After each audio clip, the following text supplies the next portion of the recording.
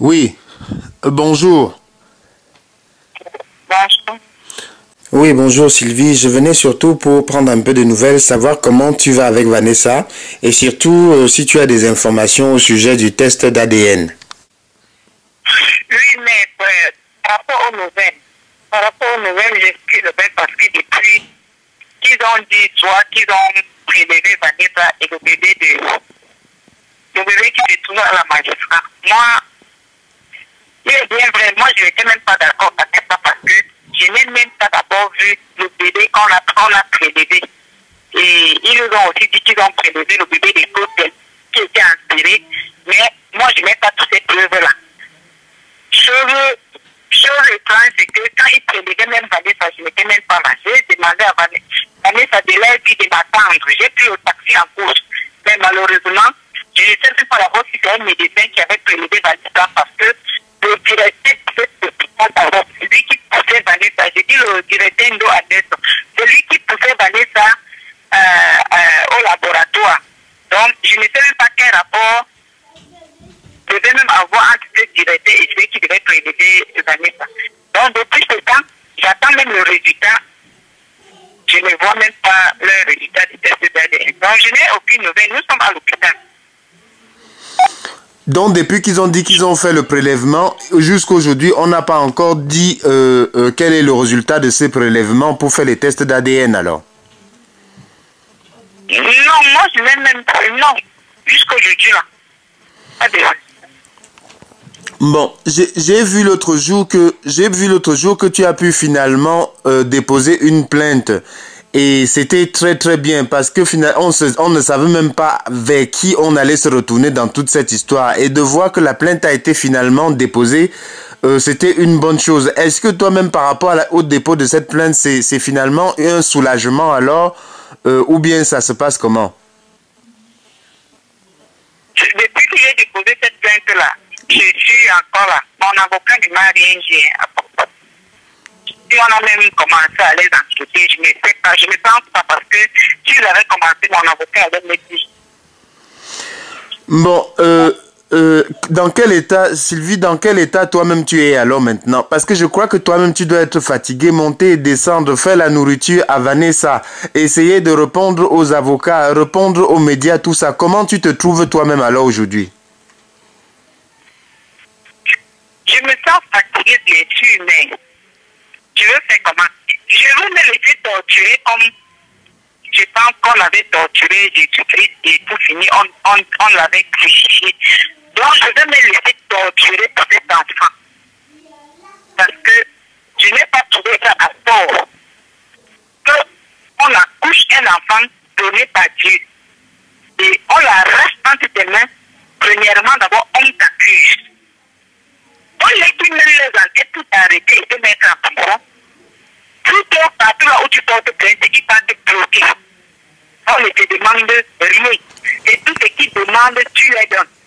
Mais personne ne sait jamais les venir en tête sur cet enfant-là. Donc j'accepte être torturé comme ils sont en train de me torturer et attendre la fin là où ils vont me mettre. Je vais accepter.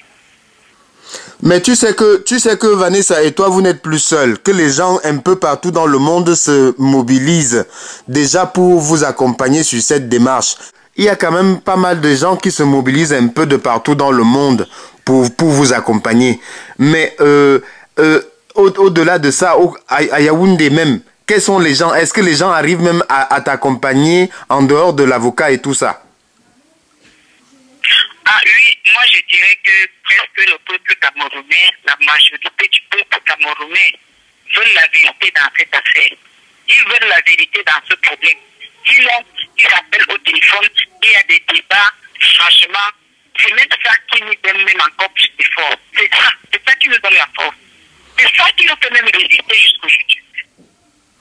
Il faut bien résister parce que nous aussi ici à Paris et d'autres personnes en Suisse et aux États-Unis sont en train de s'organiser, de se mobiliser pour dire qu'il ne faut pas qu'on oublie Vanessa, qu'on doit lui rendre son bébé. Maintenant, nous tous, nous attendons vraiment cette histoire de test ADN parce que on ne sait pas ce que ça va donner, mais quoi qu'il en soit, tout le monde sait la vérité aujourd'hui et où se trouve l'enfant. On attend tout simplement qu'ils fabriquent ce qu'ils vont fabriquer et qu'ils nous disent enfin que voilà, on a donné l'enfant à Vanessa. C'est ça, papa. C'est ça même que nous attendions. C'est ça. Bon, après maintenant, dès qu'on finit dans cette histoire, est-ce que toi tu penses que Vanessa et toi vous allez même rester encore dans ce pays-là comme ça, ou alors il faudrait peut-être un moment envisager de partir parce que tout ça, ça a été beaucoup pour vous, non? Oui, mais là je ne peux encore rien dire. Tant que je n'ai pas encore l'enfant, je ne peux pas savoir ma position, je ne peux pas. Et je me dis, Dieu qui nous a toujours gardés dès le premier jour, va continuer à nous garder, à garder tous ces gens-là qui sont en train de vouloir la vérité dans le problème de Vanessa. C'est-à-dire les gens qui sont en train de suivre le chemin de la vérité parce que il y a d'autres gens qui suivent, qui sont en train de vouloir, c'est-à-dire décourager les peuples camerounais, le monde entier qui est derrière ce problème. Mais je dirais que Dieu garde tous ces gens-là qui sont en train de supporter Vanessa dans sa vérité et dans sa fidélité. Si Dieu nous garde, quand on aura l'enfant, on pourra réfléchir, on pourra voir, je ne sais pas. Moi, je ne sais pas. C'est quand j'aurai l'enfant que je saurai. D'accord. Mais donc maintenant, pour ce qui est de Vanessa, on est bien d'accord. Toi-même, c'est toi qui fais sa nourriture qu'elle doit manger tous les jours. Ce n'est pas quelqu'un d'autre. Oui, c'est moi. Oui, oui. Parce que c'est important, il y a des personnes qui disaient que non, on va faire manger à Vanessa, c'est nous qui faisons ceci. Et nous, on a dit que non, on va poser la question à sa maman même. Qu'elle se rassure que c'est elle-même qui fait la nourriture, qui donne à manger à Vanessa. Non, c'est moi. C'est moi. Bon. Et depuis alors que les gens viennent comme ça et vous soutiennent et vous apportent ce soutien-là, j'ai discuté avec Vanessa l'autre jour qui me disait non, ce n'est même pas notre enfant seul, c'est l'enfant du monde entier. Comment Vanessa a eu une force comme ça là? On s'est dit que mais sa maman l'a élevée dans quelles conditions pour que la fille là ait autant de force? Qu'est-ce que tu lui as inculqué alors comme valeur pour qu'elle soit comme ça, Vanessa? Non, moi je dirais tout simplement que c'est l'affaire de Dieu. Vanessa, c'est une orpheline depuis 4 à 5 ans d'âge. Alors, moi je dirais toujours à mes enfants, de ne pas avoir les longs yeux. De ne même pas lever comme ça quand tu as même faim, tu rends visite au voisin.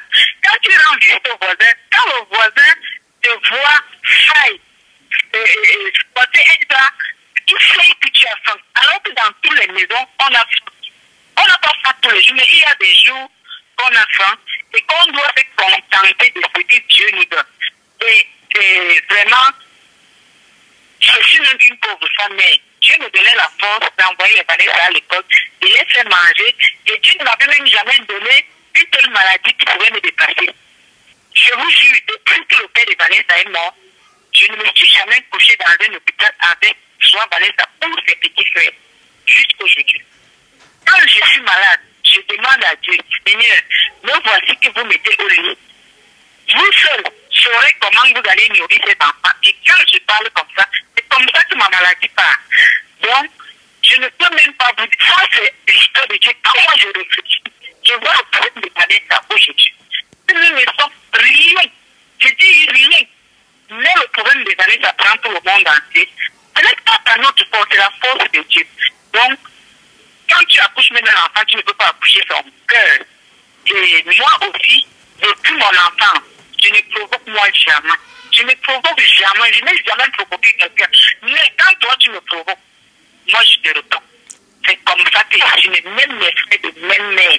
Ça va comme ça. Donc, moi quand je vois Vanessa, c'est comme si Vanessa était mon enfant.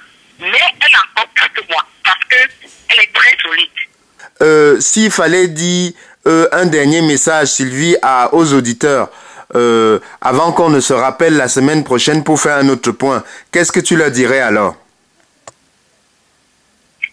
Moi, je leur dirais d'abord un très grand merci pour le monde entier, pour le peuple camerounais, qui sont en train de, c'est-à-dire ils ont l'air pleurer Vanessa, pleurer ce bébé-là qu'on ne connaît même pas. je leur dirais merci, un très grand merci. Un grand merci de plus d'avoir ce bon cœur de nous accompagner. Je ne sais pas, dans notre... Je ne sais même pas quoi dire. Je ne comprends, mais je ne sais même plus le mot que je veux utiliser parce que ce n'est même pas un problème qui nous touche. C'est un problème qui touche tout le monde. Nous sommes en train de voir partout. C'est un problème que tant que tu entends, ça te touche comme si c'était ton propre enfant. Donc, je ne sais même pas quel mot employer parce que là, ça ne me regarde plus. Si le bienvenu, on dit l'enfant d'abord, c'est l'enfant d'autrui. L'enfant n'est pas l'enfant d'une femme. Ou l'enfant d'un papa qui lui est mis au monde. C'est l'enfant du monde entier. Quel qu'en soit cet enfant-là. Et je remercie le bon Dieu. Et puis, je dirais au peuple camerounais, attendons que le gouvernement décide comme ils vont décider. Donc, et je les remercie beaucoup pour les encouragements parce que à chaque minute, notre téléphone sonne. Courage, maman, tu n'es pas seule dans ton combat. Dis à Vanessa qu'elle n'est pas seule. Franchement, ça nous fait prêcher les larmes aux Dieu. Ça, je ressens que je ne suis pas seule dans le monde entier. Alors que je ne suis rien. C'est ce qui me peine même dans ce problème-ci. Donc l'histoire, c'est l'histoire de Dieu. C'est parce que... Vraiment, je vois que Dieu est en train de jouer un très grand rôle d'aider cet enfant. Je te remercie, Maman Sylvie. On se rappelle la semaine prochaine alors pour un autre point. Ok, merci. Merci à Baba et à plus. Merci, papa. Le bruit court que cet enfant se trouve dans les mains d'une femme qui est magistrate. Dans un état souverain, des choses pareilles ne devraient pas être possibles. Vanessa, le commissaire Zongo est avec toi. Et nous ne voulons plus que nos enfants disparaissent dans les maternités.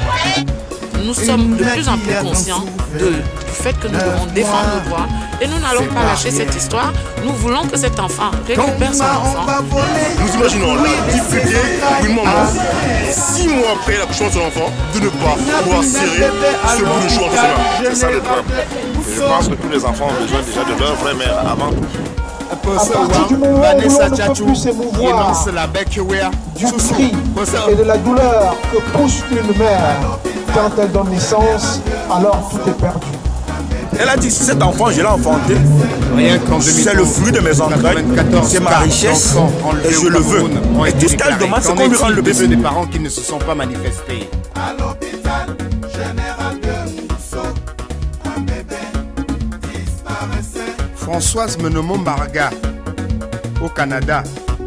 Stéphanie K. Vanessa vous remercie. Pour retrouver ce bébé, les tests ADN sont demandés.